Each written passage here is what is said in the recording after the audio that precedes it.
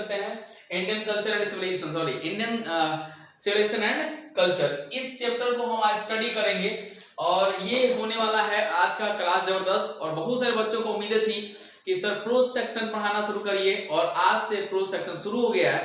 तो आपको एक एक पॉइंट आपको मैं पढ़ाने का प्रयास करूंगा, एक चीज को समझाने का प्रयास करूंगा, क्योंकि मैं यहाँ पे इसके पहले मैंने जितना पोएट्री पढ़ाया है उसमें आप जाके पोएट्री सेक्शन पढ़ सकते हैं। टोटल में 10 के 10 लेसन पढ़ा करके मैंने आपके प्लेलिस्ट में डाल दिया है, वहां पे आप जाएं और आराम से पढ़ें, कोई दिक्कत नहीं होने वाला है। तो आज शुरू कर रहे हैं प्रोज का पहला चैप्टर। जहां आपको दिक्कत होगी वही जगह बताएंगे, हमसे शेयर करेंगे, कमेंट करेंगे, मैं आपको समस्या का जो सोल्यूशन होगा बिल्कुल हल करने का प्रयास करूंगा। तो यहाँ पे जो फर्स्ट लेसन है इंडियन सिविलाइजेशन एंड कल्चर, यहाँ देख सकते हैं आप जो मैंने लिखा हुआ है, और ये समराइज है, मैं थोड़ा सा समराइज कर दिया हूं। और आपके एग्जाम के प्रति काफी इंपॉर्टेंट, क्योंकि हर साल आपके एग्जाम में आते हैं, हर साल पूछ जाते हैं, समराइज पूछ जाते हैं, वो आपके पोएट्री सेक्शन से पूछा जाए या आपके प्रोज सेक्शन से पूछा जाए, मतलब दोनों में से आपके एग्जाम में अक्सर आते रहते हैं। तो उम्मीद करते हैं कि आप लोगों को वीडियो अच्छा लग रहा होगा, और आप चैनल पे अगर नए हैं तो बिल्कुल सब्सक्राइब तो नहीं करेंगे, लेकिन लाइक और शेयर जरूर करिएगा, बिल्कुल ये जरूरी है। थोड़ा शेयर करें दोस्तों के पास, ताकि सब पढ़ें, सब पढ़ें, ठीक है। तो आइए देखेंगे हम इंडियन सिविलाइजेशन एंड कल्चर की चर्चा करेंगे हम, और गांधी जी ने अपनी कल्चर के बारे में, अपनी सिविलाइजेशन के बारे में क्या उन्होंने कहा है, क्या हमारी सिविलाइजेशन और कल्चर, सभ्यता और संस्कृति क्या सही में पूरे वर्ल्ड में बेहतर है, और उसी की क्वालिटी के वर्णन करने का प्रयास करते हैं। गांधी जी बताने का प्रयास करते हैं कि जो हमारी कल्चर है बेस्ट है और पूरे संसार में बेस्ट है, ये वेस्टर्न कल्चर से ही अच्छा है। पश्चिमी सभ्यता से कंपैरिजन करके दिखाते हैं कि कैसा पश्चिमी सभ्यता का, वेस्टर्न कल्चर कैसा आपका सभ्यता है, और हमारे भारतीय सभ्यता कैसी है। तो दोनों में कंपैरिजन भी करेंगे, और कुछ हम गांधी जी के ऊपर हेडलाइन में डाल दें, कुछ उनकी लाइफ के बारे में, और पूरे चैप्टर की सारांश यहाँ पे है। आइए पढ़ ही लेते हैं, लाइन बाय लाइन समझ जाते हैं। बिल्कुल आपको आसान भाषा में, इससे आसान कुछ भी नहीं, एकदम देसी भाषा, अपनी भाषा में लिखा हुआ आसान भाषा में, ताकि आप जब भी एक बार वीडियो देखोगे, पढ़ोगे, एकदम अच्छे तरीके से आसानी से समझ में आने वाला है। कहीं कोई ऐसा वर्ड नहीं होगा बहुत डिफिकल्ट होगा, बिल्कुल अपनी भाषा इजी ऐसे शब्दों का यूज किया है जिससे आप कभी भी पढ़ना चाहो आसानी से पढ़ के समझ सकते हो, ठीक है ना। चलिए, तो ये बोर्ड पर मैंने लिख दिया, और आपको अभी इसका हिंदी समझा देते हैं। मेरे पास बहुत सा बोर्ड नहीं है भाई, जो आप बड़े बड़े देखते हैं वहां पे, मैं उतना बड़ा यूट्यूबर नहीं हूं कि बड़े बड़े यहाँ पे क्या करते हैं वो लोग पीडीएफ बना लेते हैं और फटाफट फटाफट भगाते जाते हैं, पढ़ाते जाते हैं। यहाँ मेहनत से लिखा हुआ है, और आइए मेहनत से पढ़ा रहा हूं आपको। तो चैप्टर का नाम देख लीजिए, Indian civilisation and culture in an essay. यहीं पे आपका एक ऑब्जेक्टिव मिल गया। ये क्या है आपका, एक एसे है, ये आपका एक निबंध है। हु हैज बीन रिटन, लिखा गया है, बाय एम.टी. गांधी। किनके द्वारा?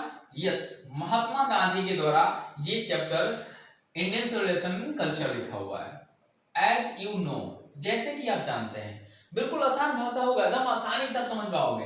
एज यू नो, जैसा कि आप जानते हैं, Mahatma Gandhi was born in, Gandhi के जन्म 2 अक्टूबर को हुआ था, 2 अक्टूबर 1869 को हुआ था, एंड उनकी मृत्यु कब हुई? डाइड इन 30 जनवरी 1948 को। यानी ये मैंने उनका थोड़ा सा लाइफ यहाँ पर चर्चा कर दिया है। यहाँ क्या करते हैं गांधी जी, देख लीजिए। गांधी जी डिस्क्राइब्स अबाउट, वर्णन करते हैं, डिस्क्राइब का मतलब वर्णन करते हैं, अबाउट मींस के बारे में, the strong foundation of Indian civilisation. किसके बारे में वर्णन करते हैं? तो भारतीय सभ्यता के मजबूत आधार को, कि जो हमारा भारतीय सभ्यता है वो कितना, उसका फाउंडेशन जो है वो कितना स्ट्रॉन्ग है, उसकी चर्चा करने का प्रयास करते हैं। अकॉर्डिंग टू गांधी जी, यानी कि महात्मा गांधी के अनुसार, our civilisation is the best, हमारी जो सभ्यता है सबसे अच्छी है। क्योंकि because the seeds were sown, बीज जो बोए गए हैं, बोए गए थे, मतलब पास्ट में मैंने यूज किया passive voice, seeds were sown by our ancestor, जो बीज हमारे पूर्वजों ने बोया हुआ था, है ना, पहले से, that can't be comparison with another culture. जो बोए हुए हमारे जो कल्चर में जो पुराने हमारे जितने एंसेस्टर लोग हैं, हमारे पूर्वज लोग हैं, जो बीज दे दिए हैं, यानी जो कल्चर जो सभ्यता हमारे पूर्वजों ने दिया है, can't be comparison with another culture, वो किसी दूसरे सभ्यता से कहें या संस्कृति से कहें, वो तुलना नहीं किया जा सकता है। यानी जो हमारे पूर्वजों ने दिया है वो कहीं ना कहीं काफी स्ट्रॉन्ग और काफी बेहतर कल्चर दिया हुआ है। यहाँ देखते हैं Indian civilisation follows moral being. देखिए भारतीय सभ्यता हमारे नैतिकता को मानती है। हमारे यहाँ हमारे सभ्यता में, हमारे कल्चर में आपको बिल्कुल अच्छे तरीके समझ में आएगा। बहुत यहाँ कैरेक्टर की बात करते हैं, मोरालिटी की बात करते हैं। तो भारत में अक्सर ये चीज आपको देखने को मिलेगी। हमारे यहाँ सभ्यता में, संस्कृति में एक मोरालिटी है, मतलब नैतिकता है, सोच बेहतर है। यहाँ पे जिस सभ्यता, जिस संस्कृति में हम रहते हैं, यहाँ के लोग सोच अच्छा है, उसको यहाँ पे चर्चा करने का प्रयास करते हैं। तो फॉलो मोरल बीइंग, यहाँ के लोग बहुत ही मोरल बीइंग होते हैं। आवर एंसेस्टर न्यू, और कुछ बातें यहाँ चर्चा करेंगे हम। आवर एंसेस्टर न्यू, हमारे पूर्वज लोग जानते थे, क्या जानते थे, दैट कि if we follow luxuries and pleasure life, यदि अगर हम आराम की जिंदगी, एकदम मजे की जिंदगी को अगर हम मान लेते हैं, फॉलो कर लेते हैं, जैसे मान लीजिए कि अक्सर मैं कहता हूं कि संघर्ष करोगे तभी आगे बढ़ोगे। पूर्वज लोग हमारे भी सोचते थे, अगर हम आराम की जिंदगी को सोचे, लग्जरी का मतलब कंफर्टेबल लाइफ, एकदम प्लीजर लाइफ, है ना, अगर वैसे जिंदगी अगर लोग मान लेते हैं, उसको फॉलो करके चलते हैं, अनुसरण करते हैं, तो उनको पता था we would become slave and lose our character. उन लोगों को पता था अगर हम लोग ऐसी जिंदगी जिएंगे तो क्या हो जाएंगे, वो एक दिन गुलाम हो जाएंगे और अपने चरित्र कहें या अपने सम्मान को खो देंगे। Our ancestors were happy to live in villages। यहां पर देख लीजिए, our ancestors were happy, हमारे पूर्वज लोग खुश थे, to live in villages, गांव में रह करके। अगर वो हमारे जितने पूर्वज लोग थे पहले गांव में रहते थे और गांव में ही रह के बड़ी खुश थे, और इसलिए खुश थे क्योंकि कृषि कार्य एग्रीकल्चर पर डिपेंड थे। वो लोग सब खेती बाड़ी करते थे, अपनी रोजी रोटी जो चलता था चलाते थे। तो हमारे जो एंसेस्टर थे, पूर्वज थे, वो बहुत ही होशियार थे। वो लोग गांव में रहते थे और गांव के खेती बाड़ी पर ही डिपेंड थे और उसी में खुश थे। उनको क्या होता था, वो लोग गांव में खुश थे। क्यों?